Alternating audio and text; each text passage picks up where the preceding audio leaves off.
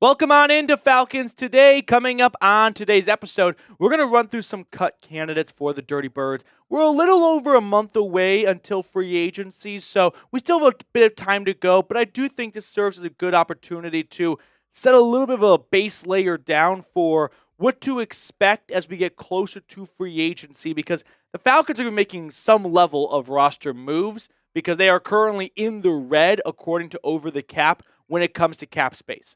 They are $11 million over the projected NFL salary cap, and they're either going to have to move on from some players or restructure some contracts. There's pros and cons to both, but for today's video, I want to look at players they could move on from. The first one is quarterback Kirk Cousins. No, you are not moving on from Kirk to generate cap space. That is not how the cap works. That is not the reason why I am discussing Kirk Cousins today.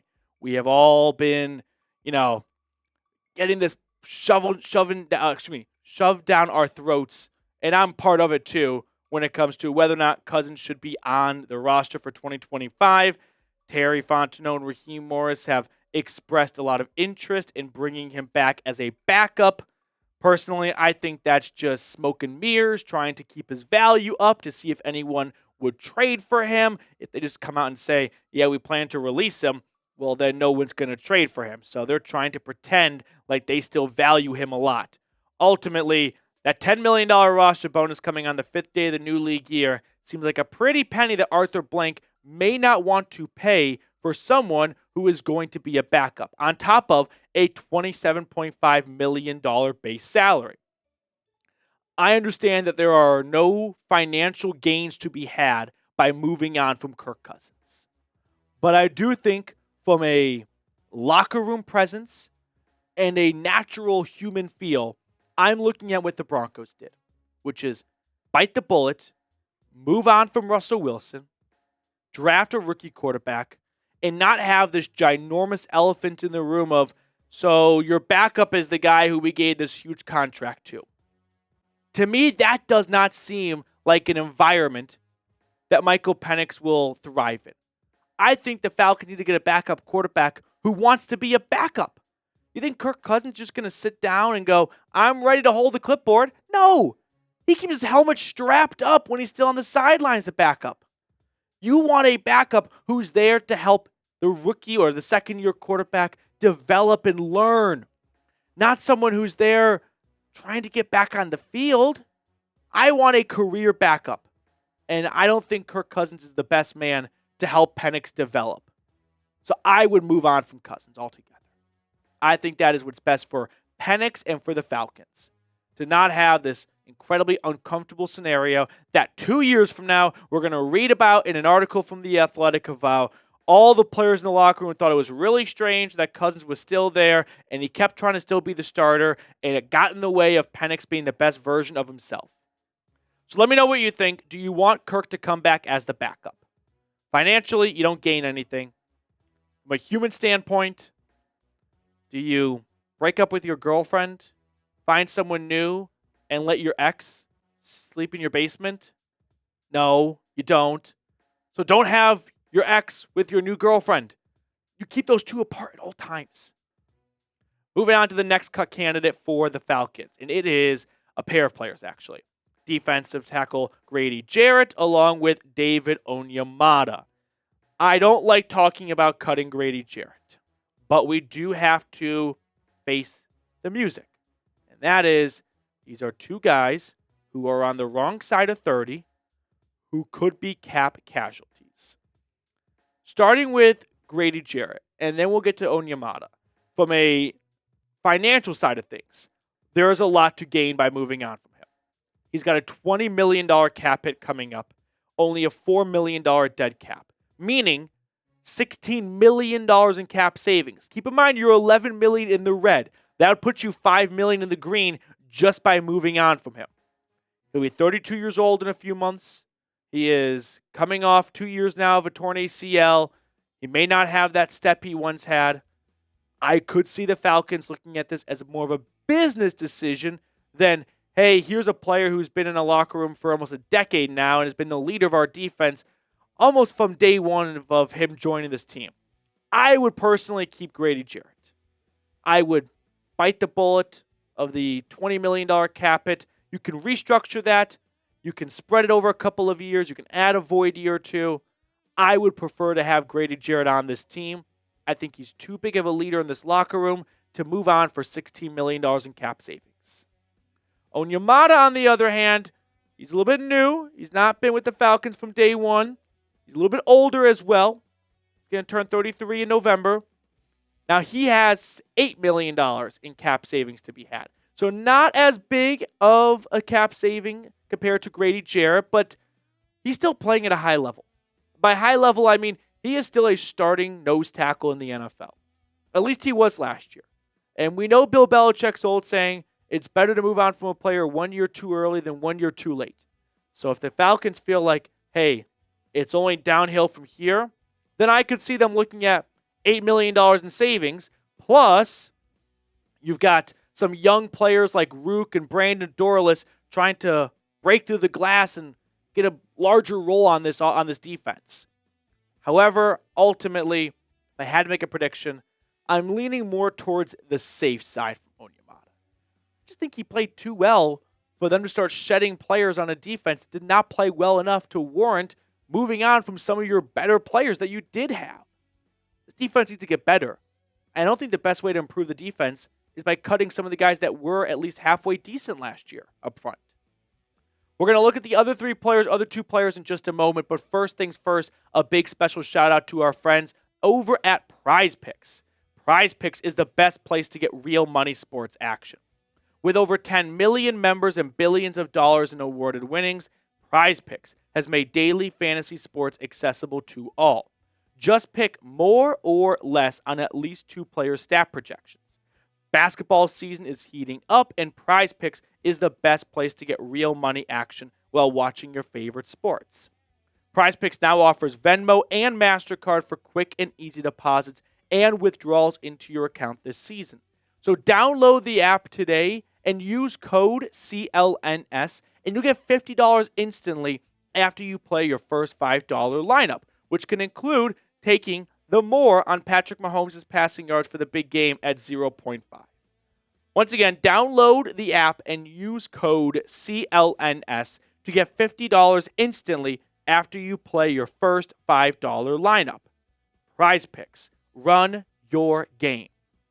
Getting back on track. After the pair of interior defensive linemen, next up I want to look at Kaleb McGary, the right tackle for the Falcons.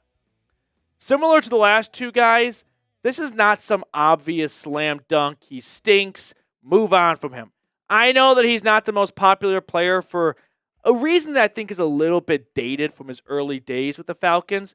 He's still a quality starting tackle in the NFL. And teams do not like moving on from quality starters at cornerstone positions like tackle and corner.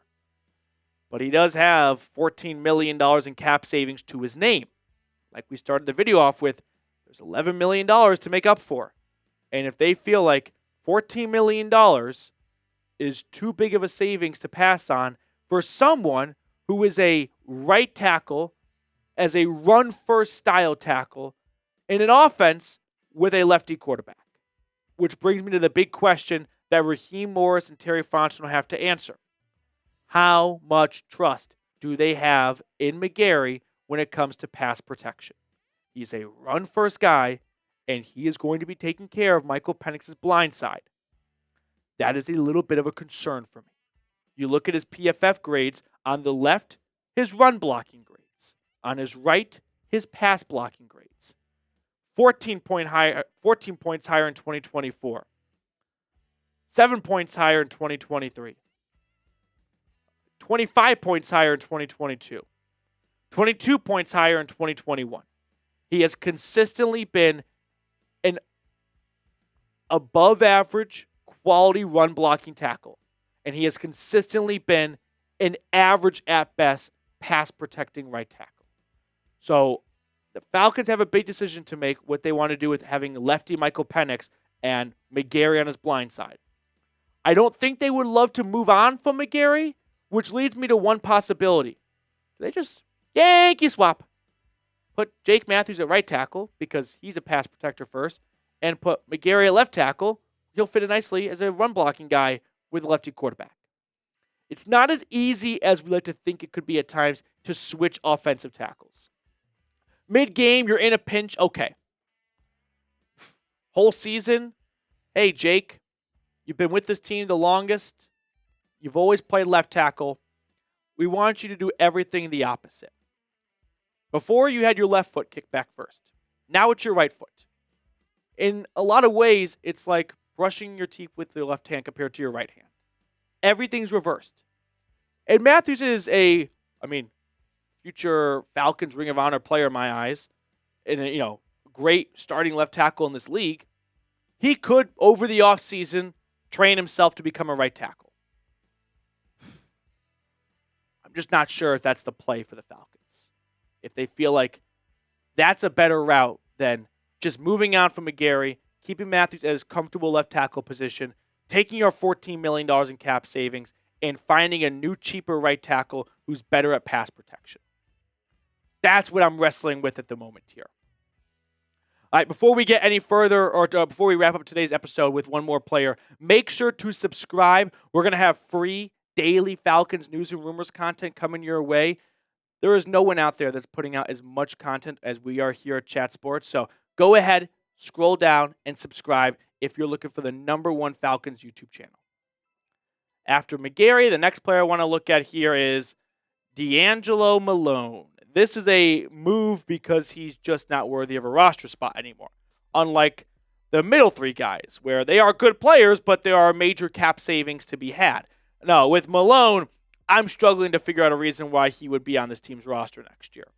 There are, $1.4 million in cap savings, give or take a few $100,000 to be had. So not a ton, but not nothing. But more importantly, he just does not have a role on this defense.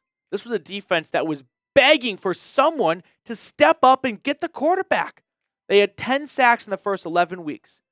The job was there for the taking. And DeAngelo Malone played a whopping 90 defensive snaps this year. 8%. Now, he did contribute a lot on special teams.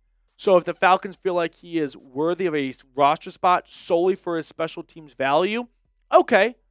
I can warm up to that idea, but you'd only be keeping him for special teams. And at this stage, with 1 year left in his contract, for a former third-round pick, $1.4 million in cap savings, very quickly the pros start to outweigh the cons here. So I'm not really in love with the idea of Malone coming back for another season. All in all, if you were to move on from all those players right there, or some of them, we can throw up at least the cap savings that you'd have there, Reed. And I believe the number that I cooked up was, $40.2 million in cap savings if you made every single one of those moves. Not making much from Kirk Cousins. 0. Maybe 1 or 2 between Jarrett and Onyemata. And then same goes for McGary. There will be moves that we made because they got to get under the salary cap. But once more, here are the 5 cut candidates. You guys can let me know in the comment section who you predict will end up getting cut. Would love to hear from you all. I always enjoy going into the comment section and reading your replies. So this is a two-way street here. It's a two-way, conversation, and I want to get your thoughts in the comment section below.